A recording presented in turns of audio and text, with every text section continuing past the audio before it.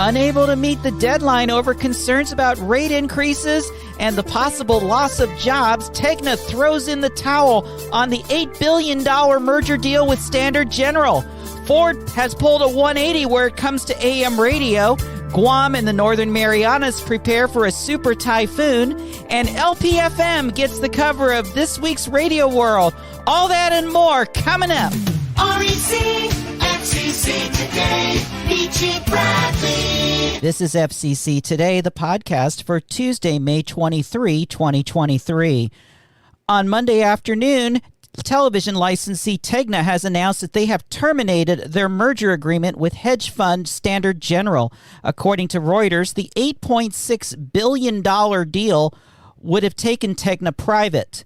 The merger faced fierce opposition from members of Congress as well as public interest groups, including Common Cause and the Media Justice Ministry of the United Church of Christ, as well as from labor unions NABET CWA and News Guild CWA.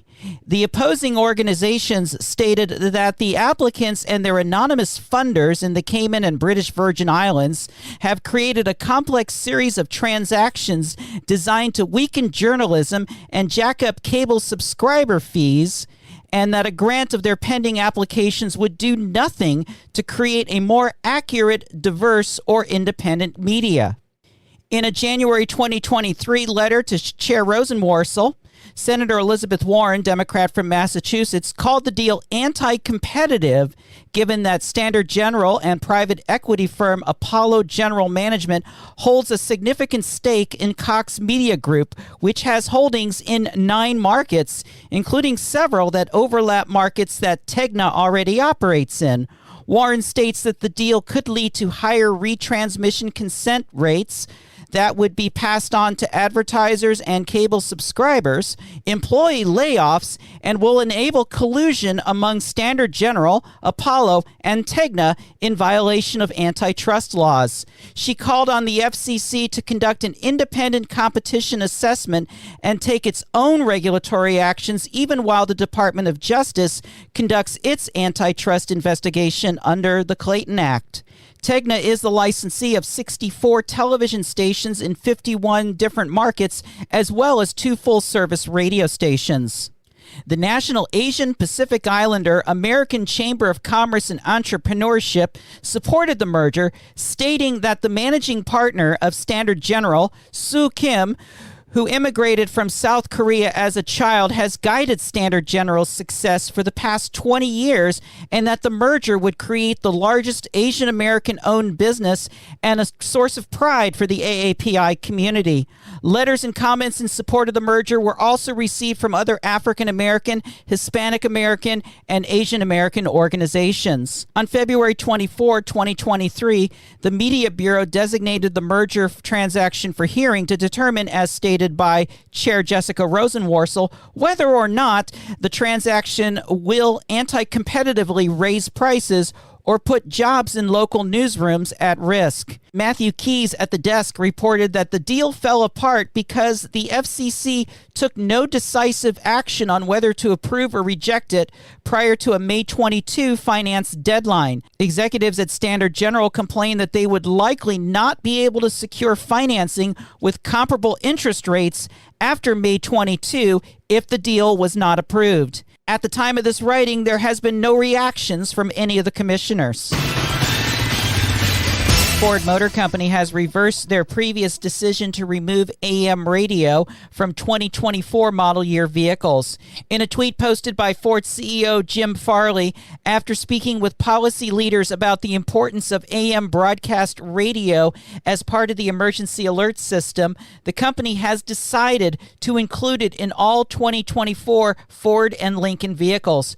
For owners of Ford electric vehicles without AM broadcast capability, Ford plans to offer a software upgrade. Farley continues, quote, "Customers can currently listen to AM radio content in a variety of ways in our vehicles, including via streaming, and we will continue to innovate to deliver even better in-vehicle entertainment and emergency notification options in the future." FCC Today, the podcast, has a comment line. Do you have an opinion about the topics discussed on the podcast, a question for me, or just general commentary about the FCC broadcasting or the telecommunications industry in general? Make your voice heard by calling 202-963-0852. Yes, that good old-fashioned thing called the telephone. 202-963-0852. Now write that down. 202-963-0852. It's easy to remember. That's 202, you know the area code where all the bureaucrats are. Then up the right side of the dial, 963, and then up the center, 0852. 202-963-0852. You may hear your voice on a future podcast. We'd love to hear from you. FCC Today. The FCC and the Federal Emergency Management Agency have activated the Disaster Information Reporting System in response to the threat of Super Typhoon Mawar, which is projected to come close to Guam but poses a greater threat to the Northern Mariana Islands, which are in the FCC jurisdiction. Participation in DIRS is voluntary, and broadcast and other infrastructure licensees are encouraged to report their current station status into the system on a daily basis. Over the past weekend, REC Networks made system enhancements to our disaster handling systems in preparation for the 2023 hurricane season. This includes a refurbished disaster information page at recnet.com/disaster, which now includes more information, including live alerts from EAS sources and the National Weather Service. In addition, a message will appear on FCC.today with a link to the disaster page when DIRS has been activated. Once again, the REC disaster page is at recnet.com/disaster. LPFM makes the cover of RadioWorld. In the May 24 issue that just arrived in my mailbox today, you can read about WHIV-LP, an LPFM station that serves the mid-city of New Orleans. The station, founded by an infectious disease specialist, serves up an offering of community radio, infectious disease information, and social justice.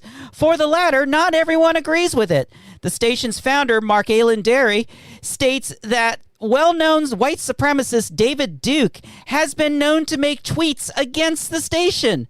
Derry says that he considers that a badge of honor. Check out the story of this great little station in the current issue of RadioWorld. On May 23, 2023, REC Networks issued the following statement on the nominations of Anna Gomez, Geoffrey Starks, and Brendan Carr. REC Networks is pleased that President Biden has made a choice for a fifth commissioner for the Federal Communications Commission. If confirmed, it will finally break the 2-2 deadlock on the commission and allow the FCC to move forward on issues such as net neutrality, which has been split along party lines and may also be the catalyst to finally get some steam on issues such as various REC initiatives, including LP 250, translator reform, and rural NCE expansion. It may also address the petition for reconsideration on the FM duplication rule, for which REC was a joint filer of. Anna's resume, which includes past experience on staff at the FCC and at the National Telecommunications and Information Administration, as well as her past participation in World Radio conferences, makes her an excellent candidate for the job. She will also be the first Latina to serve on the FCC since Gloria Tristani left the commission in 2001. While we're currently not aware of any serious obstacles in her ability to be confirmed, we will be looking forward to the confirmation hearings. Once confirmed, we look forward to working with her and her staff on common sense solutions to assure that we maintain a diverse dial and make our spectrum more accessible to more citizens. We also thank the President for planning ahead by nominating Commissioners Geoffrey Starks and Brendan Carr to second terms on the bench to prevent shortfalls at the FCC.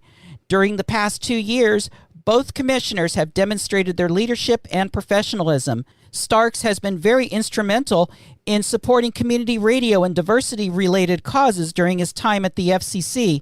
And while REC and Carr do not always see eye to eye on issues, we hope we can use the next few years to find some more common ground for the betterment of America, especially in our efforts to keep radio relevant. They're both deserving of their nominations, and we hope the best for them as they go through their confirmation hearings. We wish them all the best. FCC Today.